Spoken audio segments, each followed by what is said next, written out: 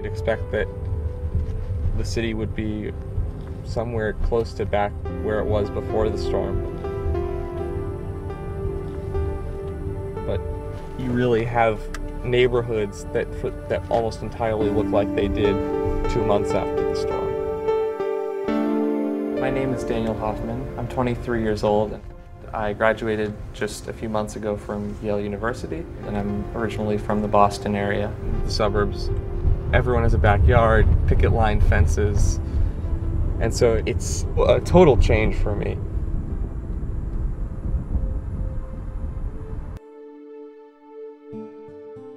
In the summer of 2008, Daniel Hoffman joined Teach for America. He was given 2 months training and was assigned to teach math at Carver High School in New Orleans. My best case scenario was that in the first week or so, get all of them on board and really have control of the classroom so that the kids are coming here with a learning attitude. Daniel knew his 10th grade class would be a challenge. His students had already failed the state test. Still, he believed he could help them pass. If I can really get the kids invested in that goal and they realize that this is the way that you're going to be able to succeed in life, is by focusing and working towards it, it's doable. Give me a thumbs up if you're familiar with the leader, thumbs down if you're not. I just want to have a sense of where we are. I need everyone to give me either a thumbs up or a thumbs down. The first day was pretty miserable. I had a lot of trouble keeping kids on task, keeping them focused. I just felt totally drained. I was physically exhausted, and that didn't help my mental state. I was, pretty down on myself for not having been able to get control of my classroom.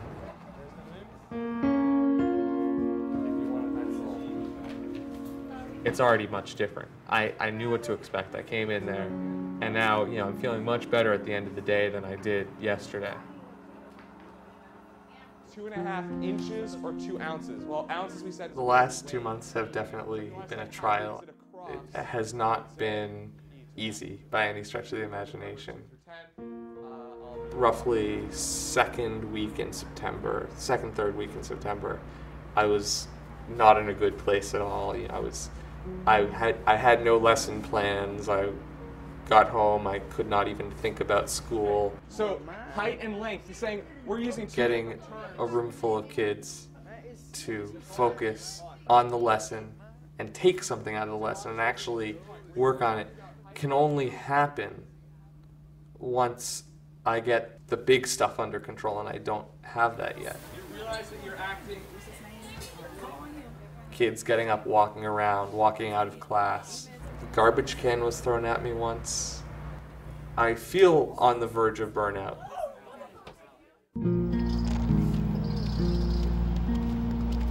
In January, Daniel was transferred out of his 10th grade class and given an 8th grade class instead. You moved him to younger kids. Did that help? He still struggled. Better. I saw improvement. Do you think you're getting through to the kids, to many of the kids? I think I'm getting through to some of the kids. He taught me a lot of algebra. I ain't really know too much about algebra. But now I'm catching the hang. He breaks it down to he puts it on the board. And we learn, he teaches us. Let's go!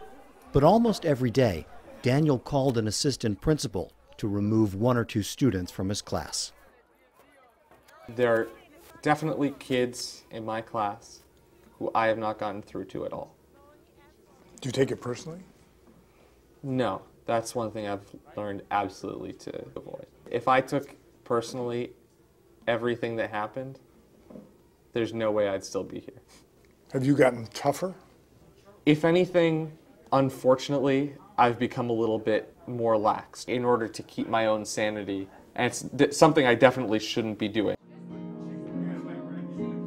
When spring arrived, it was time for Daniel's students to take Louisiana's state test. He had a lot riding on the results.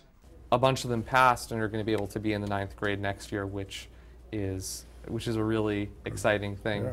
And some of them won't, and You know, we need to get that rate higher. But Daniel won't be around to see it happen. At the end of the year, Carver High School did not invite him back. I know he did good for some of our students. It's just that we had a large number of students who just did not get what they needed from the classes that he taught. And that was a problem. Are you disappointed that you won't be back here? Somewhat, yeah. I had sort of grown an attachment. I'm still wrapping my head around it in a lot of ways.